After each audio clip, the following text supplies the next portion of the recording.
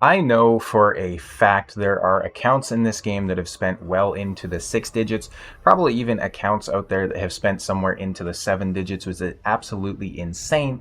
However, even with all that money spent, I have noticed that in some of the endgame content like Sand Devils and Shogun's Cove and City of Centranos especially, even Doom Tower Hard, we're still seeing epic champions popping up. So today, I want to show you the top 9 champions that are still being used even by Krakens in the late game. Now, how did I determine this? Because anybody can come onto YouTube and say, oh, these are the best 9 champions to use. Endgame players are using these.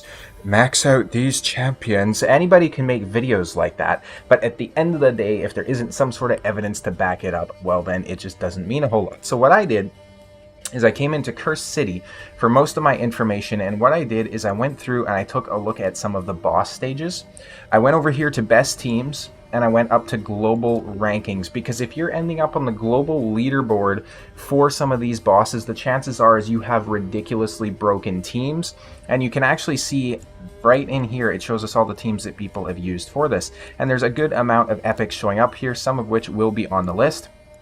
I went through and I took a look at the bosses, especially some of the harder ones that I think people will struggle a little bit to get through, and I found out what champions they use to clear it, especially of the epic variety. And I also want to say that this video isn't just going to be me sitting here saying, oh well, Geomancer's pretty good. Use Geomancer.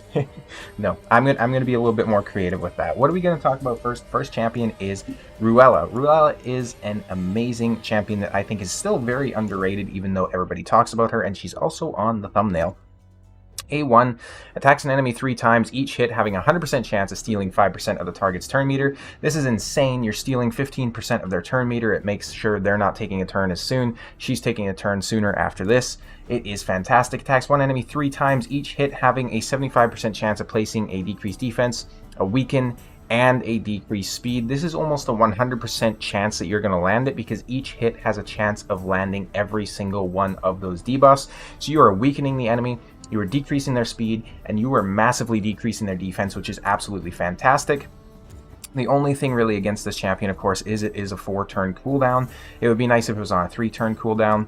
A3 fills the turn meters of all allies by 20% and places an increased crit rate on everybody for 2 turns on a 3-turn cooldown, and also increases accuracy in dungeons by 40. This champion is absolutely fantastic. I would say basically everywhere in the game she is very, very useful, especially late game. She has insane base stats at 112 on the speed, 1300 on the attack. She can do some nasty damage as well. So Ruella is definitely one of the best champions in the game in the later stages. People are using her all over in City of Centranos. There's a lot of Doom Tower hard bosses you can use her on as well. She is absolutely fantastic. Not to mention she's going to be fantastic for Fire Knight progression. Next champion, we're not moving too far actually, we are talking about Mist Rider Diey. Diey is another champion that everybody is talking about, and as you can see, his reviews, everybody likes him. A1, 60% chance of removing a buff, also has a 10% chance of giving him an extra turn. A2 places a decreased defense on everybody, grants an extra turn if the decreased defense is placed on all enemies. This is on a 4-turn cooldown. Increase attack, increase accuracy on himself, then an extra turn. Absolutely fantastic, but basic kit on this guy, and accuracy in all battles by 40. He also has very, very good base stats as well, so I definitely think that Mist Rider Diey is a champion that you should be maxing out. The whole purpose of this list is to help you find some champions that you think you could use in the late game, and you can feel good about maxing them out and not like you're going to regret it. I know when I first started the game, it was very hard to tell which epic champions I should be using, or maxing, or booking, and I didn't want to waste resources. And there wasn't really, too much for good guides out there at the time, so I did end up wasting a lot of resources, so I'm trying to help everybody else avoid that mistake, of course. Next epic champion is going to be one that will shock nobody, I'm sure, if I can remember where he is. That is going to be Husk. Husk is being used in so many endgame areas, including some of the best Hydra teams, some of the best Doom Tower teams, and some of the best City of Centranos teams, of course. Provoke on the A1. AoE enemy max HP damage on the A2 with a stun as well, and then an A3 according to his current HP. Absolutely fantastic champion. Build him out with a lot of HP and a lot of damage and he will survive, and also output a lot of DPS for you as well. He is absolutely sensational. I've seen +4 versions of him being run in like Sand Devils and stuff like that, which is pretty crazy. Next up, we have one from the Barbarians, which you actually seen at the start of the video, and that is going to be Fahrakin the Fat. Fahrakin has a decreased defense on the A1, a poison and an HP burn on the A2, and an ally attack with increased crit rate and crit damage for 3 turns on a 4-turn cooldown. Then everybody except him attacks.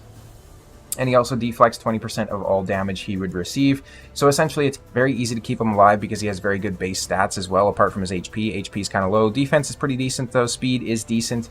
And of course, he is deflecting some of that damage, which helps make him a lot more tanky. And I actually use him in my Fire Knight hard team myself, so he's a very useful champion that you can utilize in so many areas of the game. Highly recommend Fahrakin. We are staying inside the Barbarians here, and we are talking about Alica. Alica is one that's been popping up more and more, especially with champion empowerment coming to the game now. Everybody seems to love her. A1 has a 50% chance of placing an extra hit. That hit's always critical. A2 attacks one enemy, ignores 50% of their defense if their max HP is higher than her max HP on a 2-turn cooldown, by the way, a 2-turn cooldown. And then attacks all enemies, 75% chance of increasing the cooldowns of all enemy skills by 2 turns. So she's not only doing a pseudo lockout, pseudo in the way that it's only for 1 turn, she is also absolutely nuking every 2nd turn as well. Very similar to something like Armiger in that way, if you want to think of an Armiger that just got absolutely buffed, because she is not capped behind the 10% enemy max HP, for example. So she can absolutely blast through some bosses. Fantastic champion, definitely recommend her, especially if you can get her empowered. Next up, we have an interesting one. One of my favorite champions that was on my most wanted list for quite some time actually is Zargala. She has definitely been power crept, but I would say she is still a fantastic champion. So attacks one enemy, 50% chance of placing a weaken. Attacks one enemy, instantly activating her A3 if the target is killed. And of course, that is on a 2-turn cooldown too, which is pretty fantastic. A3 attacks all enemies 3 times. After the first hit, has a 50% chance, books to 75, of placing a decreased defense. So basically, she's hitting everybody, then she's placing a decreased defense, then she's hitting them again, and she can actually do a lot of damage as well. And she has very, very respectable base stats too, 1398 on the attack, 103 on the speed. She can do a lot of damage. Definitely build her out. She is a fantastic epic, and I do actually use her in some areas still.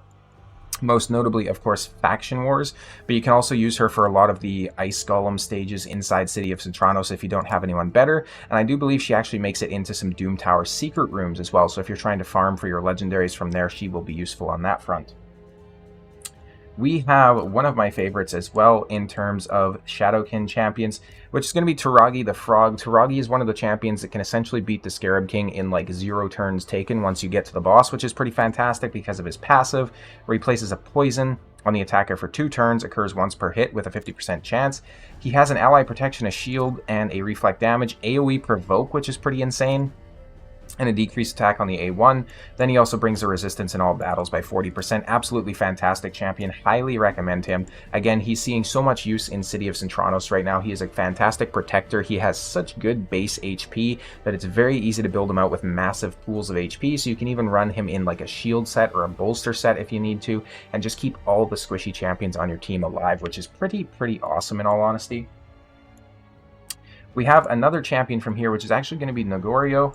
This guy was a fusion back in the day, oddly enough. He has a block active skills A1, he has a block buffs A2, and if he's under an increased attack, it actually steals all buffs from them before attacking. Then he also decreases the cooldown of his A3 when attacking under an increased attack. So basically, pair him with somebody else who has an increased attack, or just build him to absolutely slap because his passive actually brings an increased attack for himself as well. This guy doesn't have too many reviews. I don't think too many people went for the fusion, but the reviews that he does have, I would say, are fairly accurate. Again, an absolute monster for City of Centranos. He is an epic, so he's way easier to get awakened. And then also with the control in the way of block active skills, as well as block buffs, is absolutely fantastic. So this guy definitely gets a lot of use still. Very good base stats for a nuker as well, especially of the epic variety, I would say. And the last champion that we're talking about will be a little bit surprising for some people, but that is going to be, where is he here? Basilisk, actually. So this guy right here. And why is that? Well, he has an A1, which attacks all enemies, placing an increased attack on himself if it's critical. A2 attacks one enemy, just flat out places a stun for 1 turn on a 3-turn cooldown when it's booked. And he also revives himself to 30% HP when killed and places a block damage for 1 turn, which is pretty sensational. Very decent base stats again for a damage dealer as well. I seen one of the stages in the city of Centranos. The world's best team was 2 fully awakened basilisks that were also like +4 empowered. It was ridiculous, but this guy in a stun set is absolutely insane. He can also help to carry your faction wars if you need as well. I will actually put a little bit of weight behind my words as well, because I do have him built, and I was actually lucky enough to pull a 4-star soul for him here recently, so I might be doing a guide on him at some point, especially if I'm able to get him awakened a little bit more, because I'd be curious to see how he can do in something like Cruelty or Crushing Rend. Crushing Rend, especially if he's at a 6-star awakening, obviously, right? So let me know if there's any champions you think I snubbed on this list, if there's any of these champions that you yourself use. I'd be very curious to hear about that. Thank you guys all so much for the support on the channel, and I'll see you next time.